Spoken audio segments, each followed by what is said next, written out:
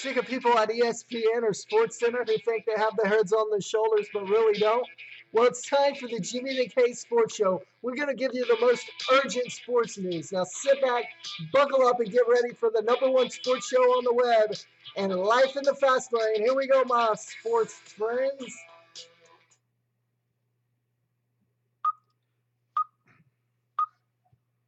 How y'all doing this Tuesday evening? It's me, Jimmy the K. You see me each and every Tuesday evening at 7 p.m. Central Daylight Time here on Ustream. If you have questions also, you feel free to shoot the chat here on the Ustream chat. Or if you're watching live on Facebook Live, I am on live right now on Facebook Live as well. So feel free to shoot your questions there. Kind of somewhat unethical in the sports world. We've got hockey going on. We got the NBA playoffs going on. We got the NHL playoffs going on. We got baseball in full swing. And we've got the Dallas Mavericks evening up the series against the Oklahoma City Thunder at 1 game apiece. All this and more tonight.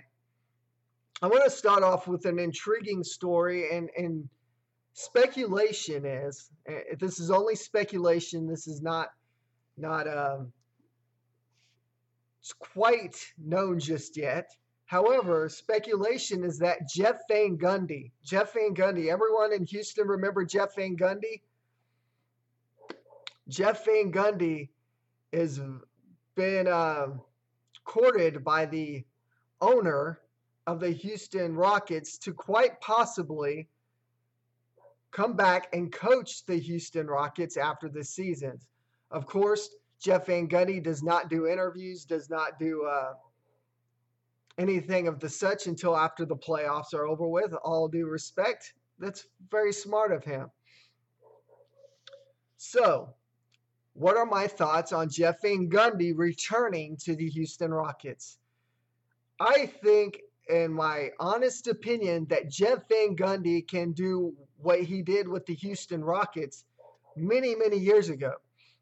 He could get them back to that level of excellence. Jeff Van Gundy was that no-sayer, that one coach in Houston that had the Rockets going in the right direction. However, at times, it looked like they were going in the wrong direction, so therefore, it was over with. It was over with for Jeff Van Gundy. He spent a few years in the broadcast realm, done an okay job there, although I think he would be better suited in a coaching atmosphere rather than in a broadcast atmosphere. So my thoughts are that Jeff Van Gundy, if he does interview with the Houston Rockets, and he's one of the finalists, I think they offer it to him. I think they give it to him, and I think they add him back to where the Houston Rockets need to go. He's somebody that can get into Dwight Howard's head, get into Harden's head as well, and can get them to playing in team atmosphere, not in the atmosphere that they are right now. Granted, you look at it, the Golden State Warriors are one of the best, record-wise, they are the best in the NBA, all right? You cannot argue with that. The Golden State Warriors are the best in the NBA. So you might as well just say that the Houston Rockets were going to go down, but were they going to go down with a fight, or were they just going to go down? Through the first 2 games of this series, it looks like the Houston Rockets are not going they're going they've been left on the bus, so to speak. Try to get words out of my mouth. They've been left on the bus because at times it just does not look like the Houston Rockets want to be there or want to play. However, if Jeff Van Gundy is added back into the equation, I think Jeff Van Gundy can not only get this team back to excellence, but he can bring a championship to the Houston area again. I guarantee you, within 4 years, even less. With the team that the Rockets have right now, it'd be less than 4 years. Switching gears a little bit, we have the Astros at the Texas Rangers, kind of just up, heading up I-45 in the mid-cities area, mid-cities being the middle cities of Dallas and Fort Worth. We have the Houston Astros taking on the Texas Rangers. I believe it is a 3-game set, a Tuesday, Wednesday, and Thursday game. However, my opinion is, could this be the series that determines it all? No, because we're only at the beginning of the season. However, this could definitely be the series that equates whether Texas or Houston is the better team. You look at record right now, Rangers at 7-6, 1 game over 500. Look at the Astros at 4-6, I believe. I could be wrong. I'll have to go back and look at that. So they're kind of within spitting distance of each other record-wise. Again, remember, I stated at the beginning of the Major League season, right at the start of spring training, that in my opinion, and this is only my opinion, I felt like the AL West would be the best division to watch in all of baseball. It would be the closest and best division. It would mirror the AL East that we've seen in years past, from the Boston to New York to where it was all lumped together within 4 or 5 games. I stated this at the beginning of spring training, that all these teams were going to be locked in within a 7 to 9 game span at the end of the season, with, first and second place being only spanned out by 1 game, second to third place being spanned out by 2 or 3 games, and then down to the bottom that's spanned out between 8 and 9 games. I very well still feel strongly about this, and feel strongly that the AL West, and as we've seen so far, it is the best division. It is the closest division as we've seen thus far. But what are my thoughts on this series? The Houston Astros have by far, probably, if you look at it, they have Dallas Keuchel, the reigning AL Cy Young winner. But you look at what Dallas Keuchel's numbers have done this year. Dallas Keuchel's numbers are kind of dipping a little bit. They're kind of dipping in a direction you don't want to see them. They're dipping in a direction that you hope no pitcher ever goes in. And could this be an injury of some sort? We won't know until farther into the season, when he's playing through this, much like Adrian Beltre, and we'll get into Beltre later, where these players get in the mindset, and this is what equates good players between great players. You look at players like Adrian Beltre and big names like that, and you look at them and look at what they play through. They play through hamstring injuries. They play through back injuries. They play through practically everything. So it's very possible Keuchel's going through something like that. His numbers are dropping right now. His off-speed pitches are slowing down, which could be an indication of some arm injury. Now, am I saying that it is an arm injury? No. Or it could just be the fact that batters are starting to figure him out. Remember last year, you had Dallas Keuchel, kind of the new kid in town. Not very many people had seen him. So players were whiffing at balls, and whiffing a lot. However, this is the second year batters have seen him. They've seen him more. So, it's very possible that could be an indication of what's going on with him as well. However, you look at the Houston Astros pitching staff, they could be on par to be one of the best. I'm not saying that they are the best. With Keuchel right now, he's still, through his first 3 starts, he's had pretty quality starts. However, you look at Lance McCullers now, he's kind of injured. I believe he went through an injury, or he's going on the DL. So you look at him, and then you start wondering, well, what after that do the Houston Astros have? They have Scott Feldman. Scott Feldman, I laugh when I hear that name because what did Scott Feldman do in Texas? Absolutely nothing. However, you look at the Astros pitching staff, they could be an elite staff. They could very well be an elite staff if meshed together and meshed together right. Now, we look at this Texas Rangers series against the Rangers. Derek Holland going tonight. You know, they're going to probably see Cole Hamels. They're going to see Martin Perez. You know, Cole Hamels is one of those pitchers you just don't mess with. He's so far this season has been what the Rangers need in a number one. Martin Perez, through his 3 or 4 games, 3 or 4 quality starts. Losses in all those. The bullpen has blown it on all those starts. You look at Derek Holland, you know, he's had quality starts, but the Rangers have lost. The biggest issue with the Texas Rangers thus far has been their bullpen. The thing that the Rangers had talked about all season long as being, or during spring training and before, was that the Rangers bullpen would be one of the best. However, you look at their closer, Sean Tollison. What has Tollison done? He's blown 3 or 4 saves. His ERA has ballooned, and many people, mainly fans, are calling, and some sports writers. I'm not gonna go against that. Fans and some sports writers are asking for Keona Kella to be the closer. They feel like his velocity is up there, and it is a velocity in which needs to be equated to that of a closer. So, what's going to be the difference maker in this 3-game set with the Houston Astros?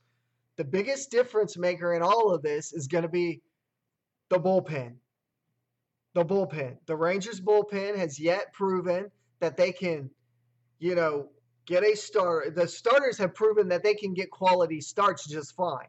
The Rangers bullpen, however, at times has proven that, they're very vulnerable. What does this mean for the Houston Astros? What it means for the Houston Astros during this 3-game set is that their pitching has to be on par with the Texas Rangers, which by all means I feel confident that the Astros pitching is on par with the Texas Rangers. Their bullpen has to be above the Texas Rangers, and by far, the Astros bullpen so far, I'd take the Astros bullpen over the Rangers bullpen after the amount of blown saves that the Rangers organization's bullpen has had. Batting wise, this could very well be a 3-game set and where we get a lot of 1-0, 2-1s, or we could get blowouts. We could get 13-14s. We could get, 10-8s, because you look at the Houston Astros lineup and you look at the Texas Rangers lineup. You've got the Rangers with Adrian Beltre and Prince Fielder. Prince Fielder leading the majors, or one of those leading the majors in RBIs thus far. You look at Adrian Beltre. He's getting on base ahead of big guys. You look at Mitch Moreland. His bat's coming alive. But then you have Ian Desmond playing in left field, filling in for Josh Hamilton, and his bat has been nowhere near that of what the Rangers expected when they signed him to a 1-year, $8 million deal. Ian Desmond's bat has to come alive if the Rangers want to prove anything. From 1 to 9, they have to bat, they have to get on base, they have to steal bases. However, the Astros have to do the same thing. My biggest concern for the Houston Astros is still that they are a young team. They're still vulnerable to strikeouts. However, I did mention last week that I did say last year when Carlos Correa was brought up and he's smacking ball left and right, that most players have sophomore seasons, meaning that their first, season or half of a season in Major League Baseball can be lights out. They can bat pretty well, but when they get to that second year, when they're in there for that second full year, they have a tendency to slump. However, and this is a big however, and many Astro fans will agree with me here,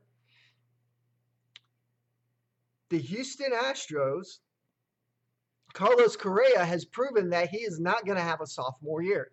By all means, he could wind up with a batting title in that organization. So, who comes out ahead in this 3-game set, Houston versus Texas? In my opinion, I think the Houston Astros come ahead. And this is coming from a Texas Ranger fan. Mainly because of the bullpen. Not because of starting pitching. I think the Rangers will get 3 excellent, good quality starts out of their starters. However, I think at least 2 of those nights, the bullpen will blow the game for them. One of those nights, Sean Tollefson will blow a save. But does this equate to what the rest of the season will look like? No. It's, we're 14 games into the season. 14 games means nothing. A team can be 14-0 and then go and lose the next 148 games. Although that's practically impossible in Major League Baseball.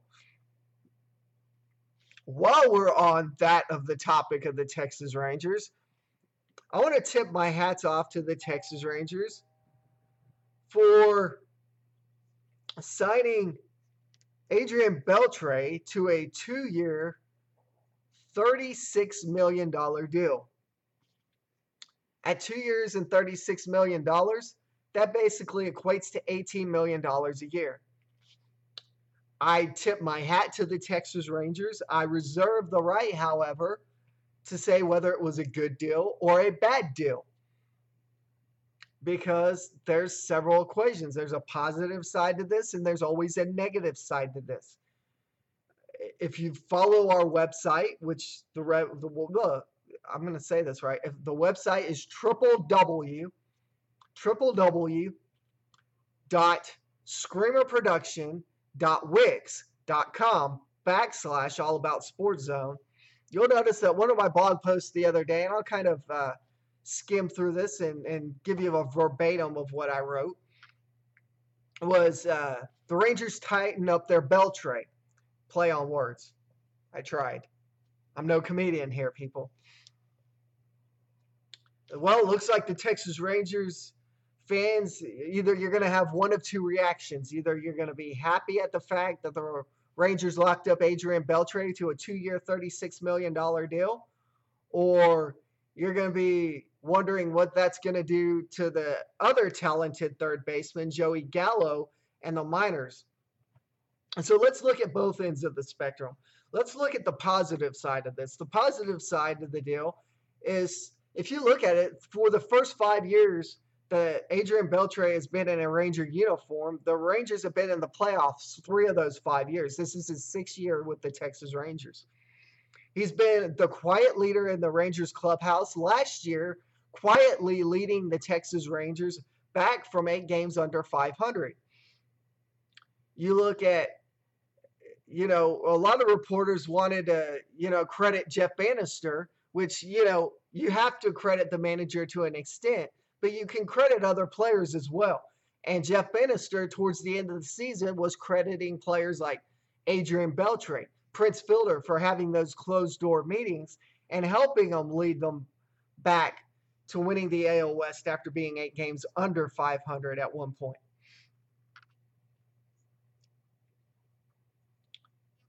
So you also look at it, the fact that many of the players look at him as a leader as well on the field.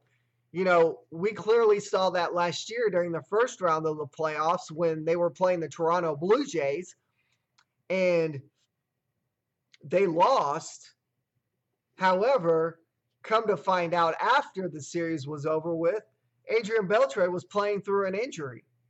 That's the type of leader that many Texas Ranger fans want to see, is that of a Adrian Beltre. One of those people that's a quiet leader. He never complains. He just goes out there and he does his job, and he loves his job. If he's got a pulled hammy, he could care less if he's got a pulled hammy. He's going to go out there. He's going to give 110%, no matter how hurt he feels. And we look at the numbers that he has. His career numbers so far. He's got an 873 on base plus slugging percentage, which is 15th amongst all major leaguers. Then, you look at it through the 2-year span, he could wind up with 3,000 hits and 500 home runs as a Texas Ranger, going into the Hall of Fame as a Texas Ranger as well. His numbers stand at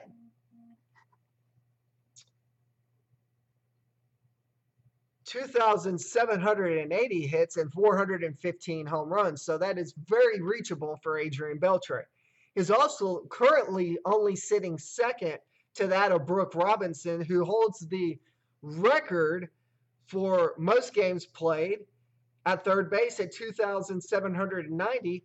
Beltre's at 2,449. He's only 341 games behind him for the lead.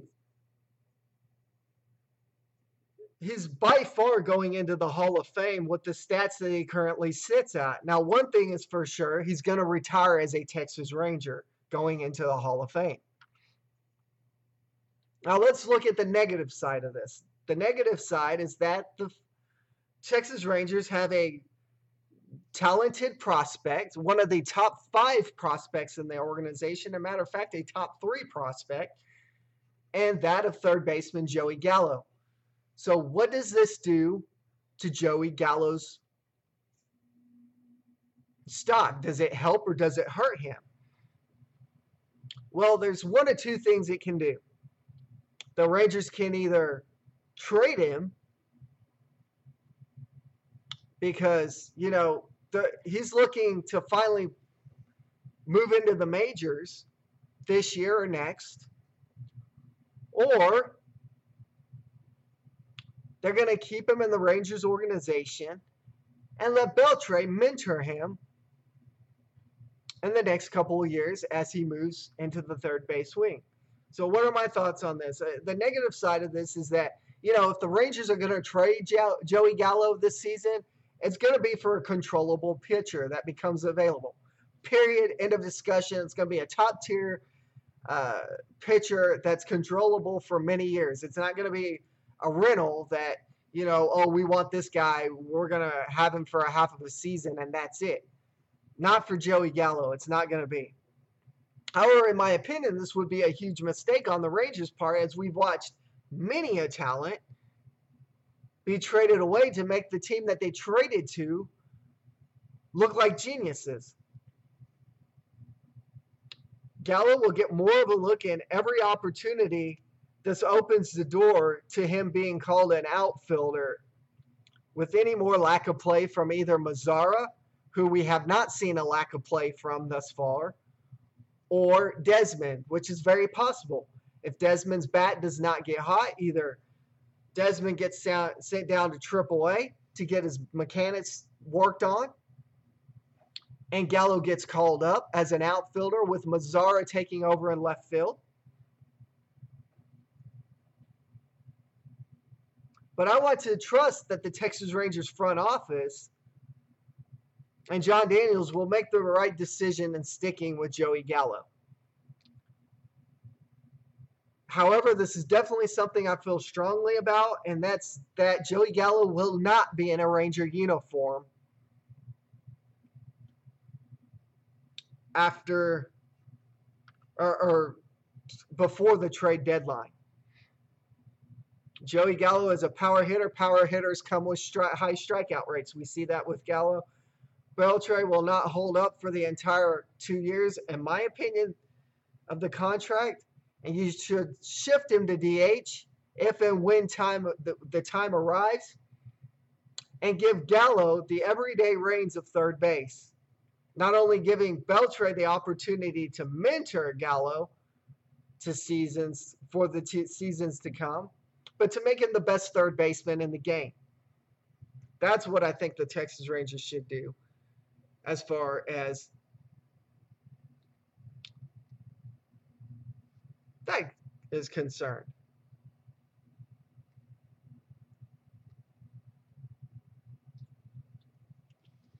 Switching gears a little bit, there was a big trade made a little less than a week ago in which the Los Angeles Rams, get used to saying that, fans, because it's now the Los Angeles Rams, no longer the St. Louis Rams, acquired the first overall pick in the draft.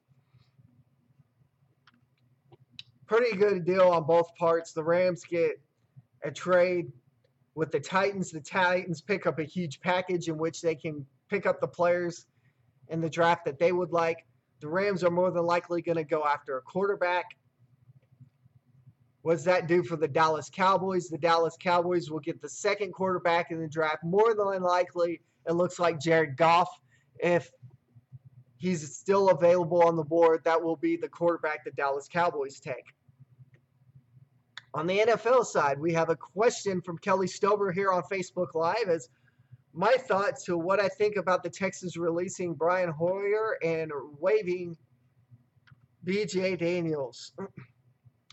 My honest opinion, both the guys stunk. That's just my opinion. Speculation is, and Texans fans are going to laugh and nudge their noses at me. Growing up in the Dallas-Fort Worth area, I was a Cowboys fan. However, sometimes I think Jerry Jones is a bonehead, and speculation is, wait for it, that Jerry Jones wants to talk with Brian Hoyer to be a backup quarterback for the Dallas Cowboys. Somebody shoot me already. Oh, I think I'll change my hat to be a different team. Jerry Jones, please. You're giving Cowboy fans a bad name. Speaking of bad quarterbacks, while I'm at it, before I get to the story that I really want to get to, Johnny Manziel. How many of y'all remember that name? Johnny Manziel. Give a thumbs up if you remember the name Johnny Manziel. Johnny Manziel was reportedly caught at Coachella a few days ago, partying it up with some fans here and there. Speculation was he got a little drunk. He passed out again. You know, nothing new for Johnny Manziel. Johnny Manziel says he's trying to clean up his act. He wants to play this year in the NFL. I can guarantee you there's not an NFL team in the league that wants you if Jerry Jones says no to you.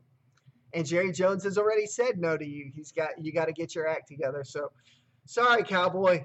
No one wants you. All right, now to the story that I really want to get to. There's speculation of a story going around. And I'm actually going to read the story that circulated from ESPN. And the story speculates, and supposedly it's true. I don't know how true it is. I've read a little bit about it, and I'm not following Curt Schilling on Twitter, so I really could not tell you if he deleted the tweets or not. However, this is something that I want to read, and I'm going to give my 2 cents, and then people are going to disappear because they're going to think I'm biased, and I'm on Curt Schilling's side. Although I would love Curt Schilling to do the show. That was a shameless plug, Curt. Come on by. Your opinion's welcomed here. We're not going to fire you because you stated a politically correct statement. Alrighty. Speculation is from ESPN that Curt Schilling made a homophobic tweet earlier today, and I'm going to read this practically, and I'm going to give credit where credit is due. The writer's name is Jesse Spector.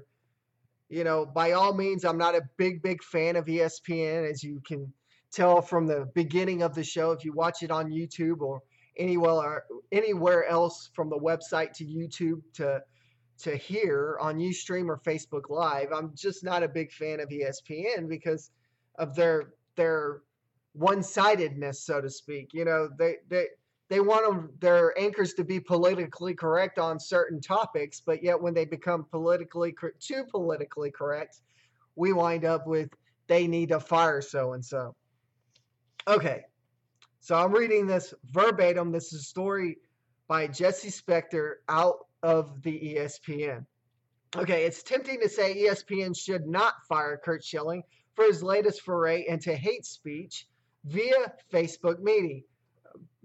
Facebook Meme. Try saying that fast 3 times. I'm trying really hard to say it. Meme.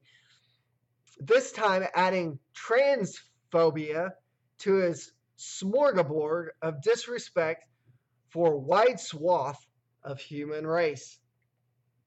The reason to say ESPN should keep Schilling on the payroll is that not having fired him for any of his past misdeeds or for simply being atrocious at his job. If anybody's atrocious at their job, it's the executives at ESPN, because they have a clear bias, and that's you don't talk bad about certain races or certain genders.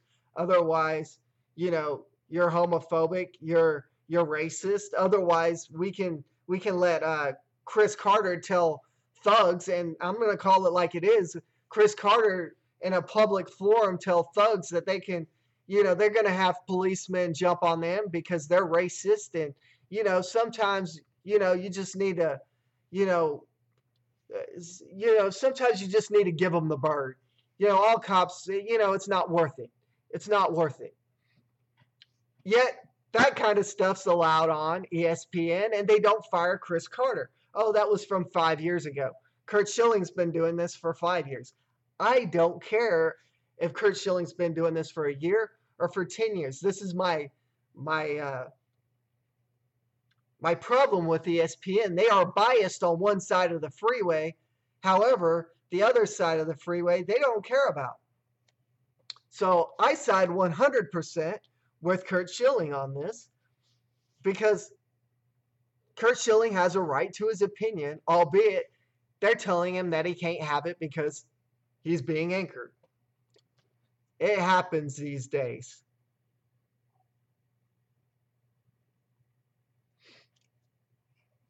However, Schilling went on, and the story goes on, and I'll continue to read it. I kind of went on a rant there.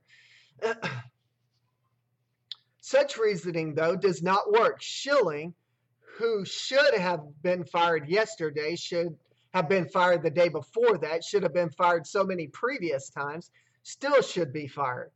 Because not doing so, tactic, endorsement of the darkness he brings. Schilling's latest, and this is the actual story.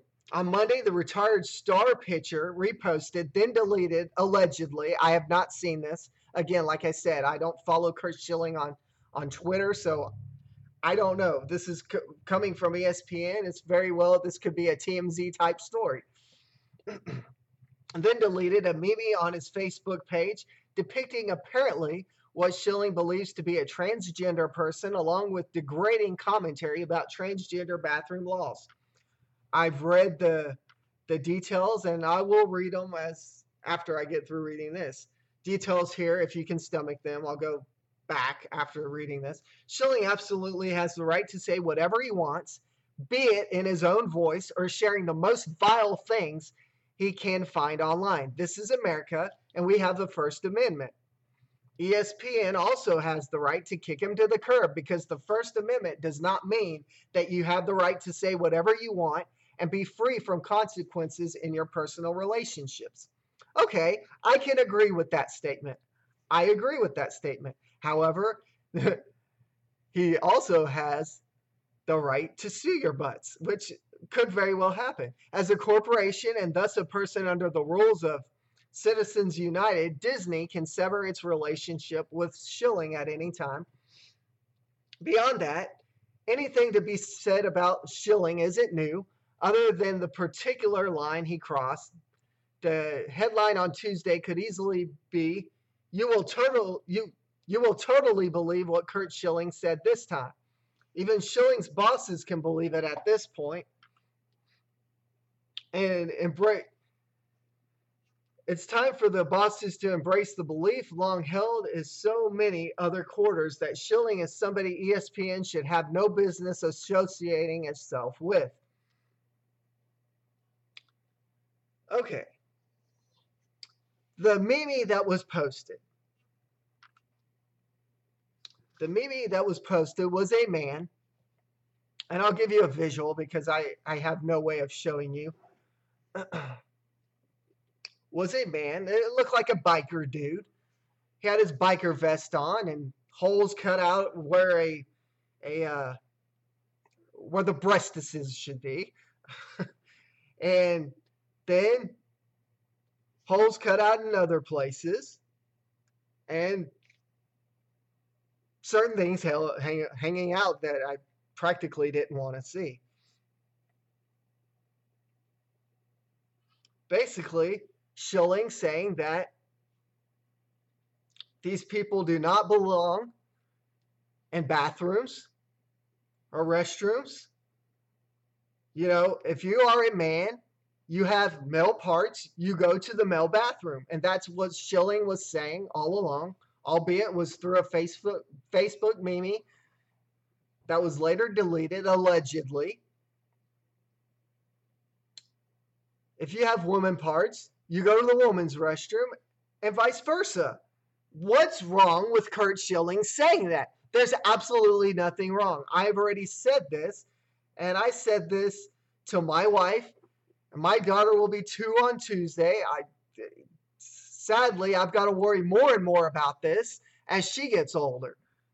I've already told my wife and my daughter, and I told my brother-in-law this as well, who's practically said that if anybody follows his nieces or his sister or sister-in-laws into restrooms, he would gladly beat them straight, which I practically said myself as well.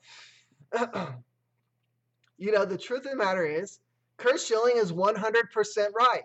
If you are a male, you spend time in the male restroom. I don't care if you think you're a male or if you think you're a female but have male parts, you still use the male's restroom. If you're a female, have female parts and think you're a male, you still use the female's restroom. I'm not afraid to say that.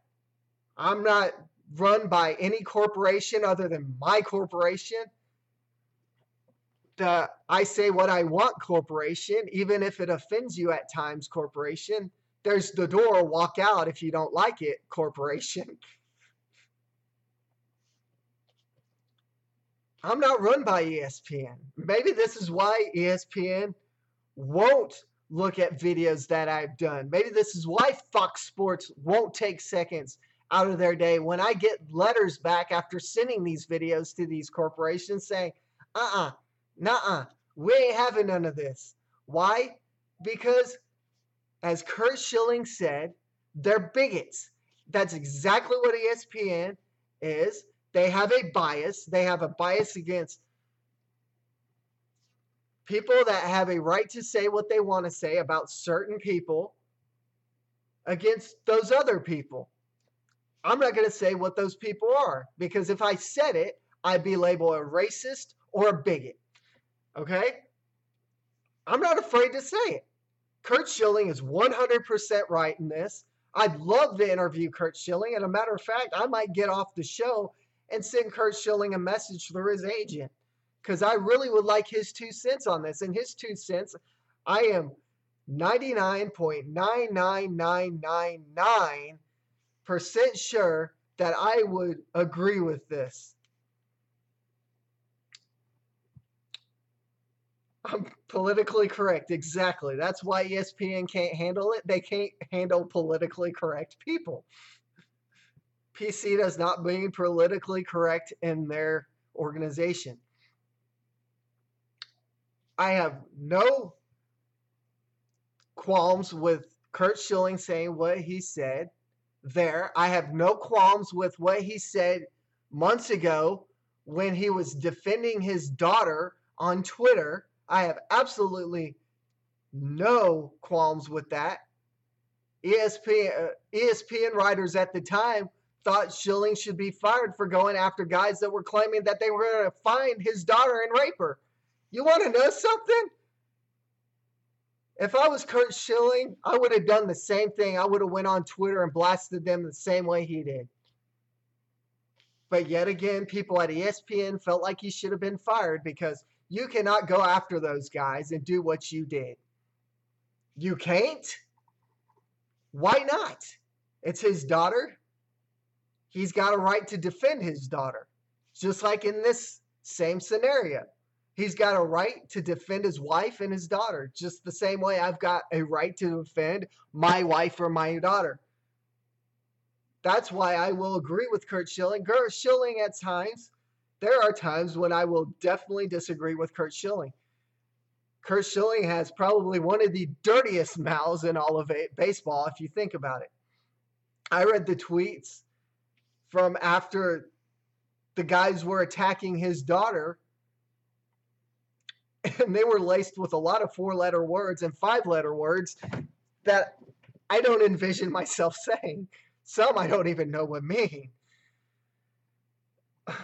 However, this is something I have to agree with Curt Schilling on, and will agree with Curt Schilling on. I'm going to blast ESPN, and I will continue to blast ESPN for not standing up to their reporters like Curt Schilling for having a right to say what they want. And this is the exact reason why you have, here I go on a rant, you're going to start jumping on. This is the exact reason why Stephen A. Smith's First Take, along with Skip Bayless's First Take, has started to take a nosedive. It's because they've given Stephen A. Smith the reins to talk about any and everything that he wants to talk about. This is racist. There's not enough coaches in the NFL that are African American. This is racist. They've given him the reins to do that. Skip Bayless is sitting over here going, the NFL is going to do what they're going to do. And he goes, no, it's racist. No, it's racist. I will admit the NFL needs more African American coaches. But have you ever thought to wonder, have you ever used your little brains up here to think that maybe these general managers, and I've stated this on previous shows before, and I'll state it again here, these general managers and owners are going after the best available coaches. If Rex Ryan's the better coach than Lovie Smith, don't you think the owner and general manager is going to hire Rex Ryan over Lovie Smith? Yes, because he's the better coach. Sometimes it's interview tactics. Sometimes those people aren't very good interviewers. You get them in a room and they freeze up. It's kind of like water. They see water, they can't swim. Okay, that was kind of off. That was off kilter. I apologize. However, you've got to give it to the NFL coaches, the MLB coaches, the owners. You cannot say that it's racist because there's not enough coaches. There's nothing racist about this. And I said this before on previous shows, and I continue to say this. It's people like Jackie Robinson that I can see right now rolling over in his grave over and over and over and over again. Because stuff that he worked for, stuff that Jackie Robinson worked for, is being torn. It's being torn by people like Stephen A. Smith. The reality is Jackie Robinson broke the color barrier in Major League Baseball. He was the first player in Major League Baseball to do what he did. He broke the color barrier. One of my favorite players, because if you go look at this backstory, you read the autobiography of Jackie Robinson, you watch the movie, albeit it's got the N-word all throughout it.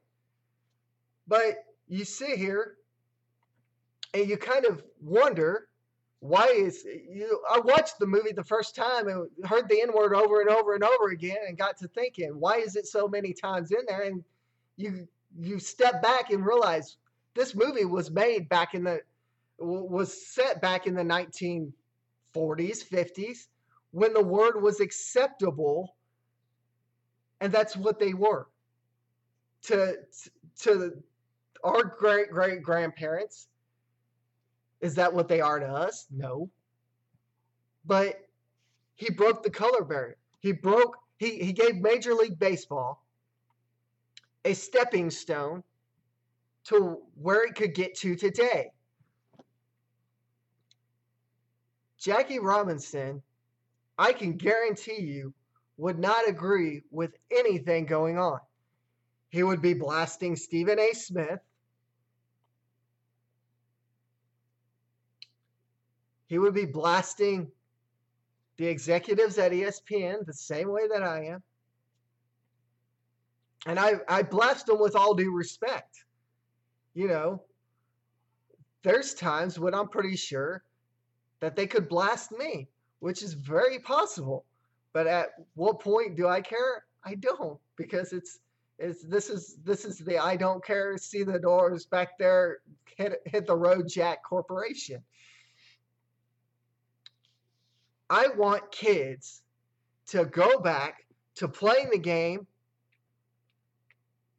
to the game being taught the way that it was, without the color barrier, without the race barrier, without the whole, they're racist over there because, you know, his daddy's the coach of the Y over there. You want to know why? Because he's white. This daddy's not. You want to know why? Because they're racist. I could care less. It's not because somebody's racist. It has nothing to do with racism. And for Stephen A. Smith to continue to have a job at ESPN, and for them to want to fire Curt Schilling after saying something like this, when I can guarantee you, if you are a father or a husband, you are saying the same thing. If a guy walking into a woman's restroom dressed up as a girl, and you can tell that it's a guy dressed up as a girl, I guarantee you any father or husband is going to beat the guy straight.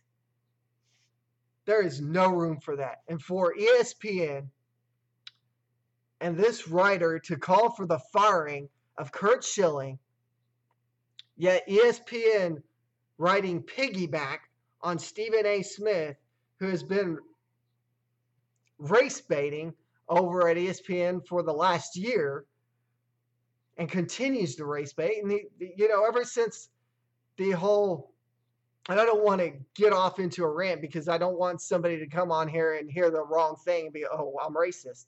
Ever since the whole Black Lives Matter thing started, which all lives matter, and it doesn't matter if you're white, black, purple, or pink. You could be an albino. Your life matters, all right? All lives matter. It's not just black. It's not white. All lives matter. We're all made in his image. Just remember that.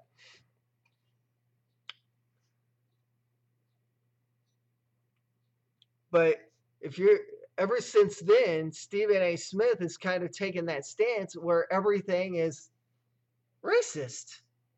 The NBA doesn't have enough black coaches. The NMLB doesn't have enough black coaches. The NFL doesn't have enough black coaches, which, granted they don't. And, I'm not going to argue that. To argue that would just be stupid.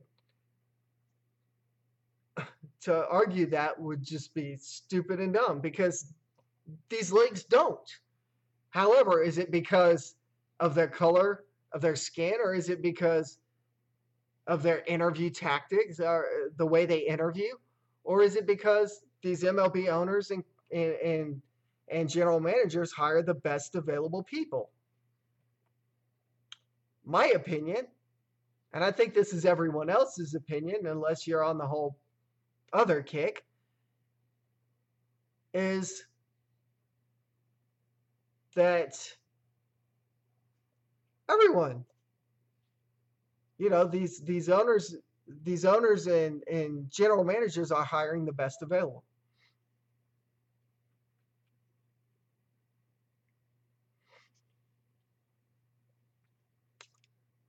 So that's my 2 cents on Curt Schilling. I agree with Curt Schilling, and again, I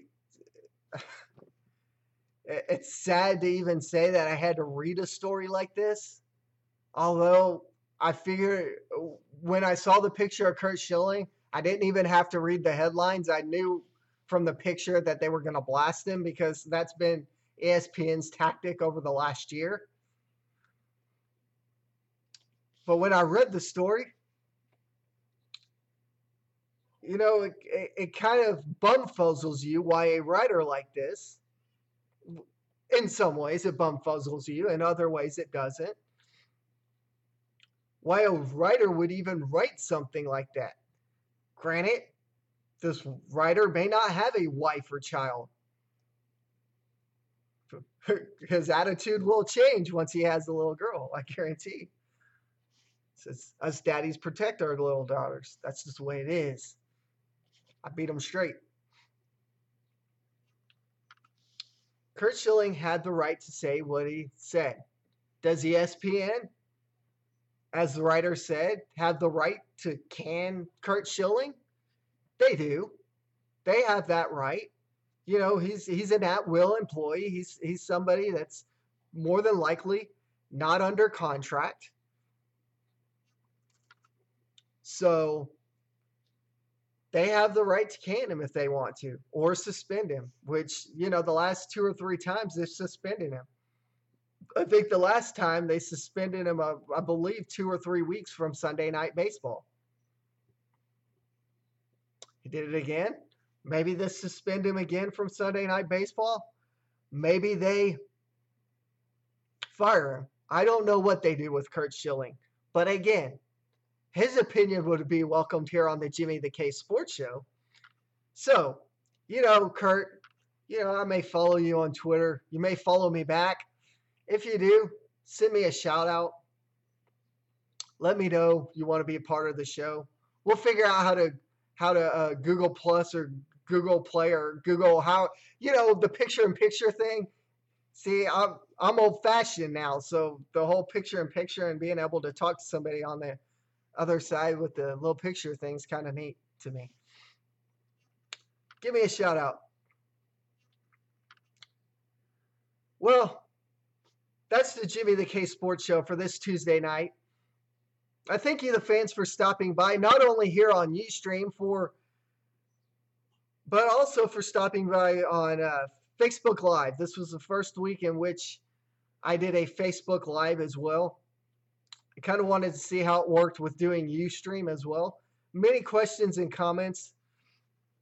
I appreciate those, even though some of those I didn't get to. Remember, you can email me any of your sports questions or comments, concerns. If there's something on the show that you feel like, I said that you totally disagree with, shoot me an email. All opinions are welcomed. I'm not going to shoot down another opinion. Shoot me an email, allaboutsportszone. That's one word, allaboutsportszone@gmail.com. You can also follow us on Facebook, which is facebook.com. And then type in your search engine, All About Sports Zone. We should be the very first one that pops up. You can also follow us on Twitter at JimmyKersey1. Or if you want to send your messages or questions through our website, you can also do that. That's www.screamerproduction.wix.com/allaboutsportszone. There is a form right at the very front of the page. Not only can you fill that out for questions, comments, and concerns, but you can also send pictures. If you are a sports fan and you have any sports pictures, you can send those to the website. We'll put them and post them to the website. You get 100% credit. You'll be part of the show. It'll go straight to the website. You'll get 100% of the credit because those are yours. They're copywritten through you. So again, I thank you for stopping by. Until next Tuesday night, Central Daylight Time, I'll see you not only on Facebook, but hopefully on Facebook Live as well. Until then, I'm Jimmy the K. As I like to say each and every week, peace out.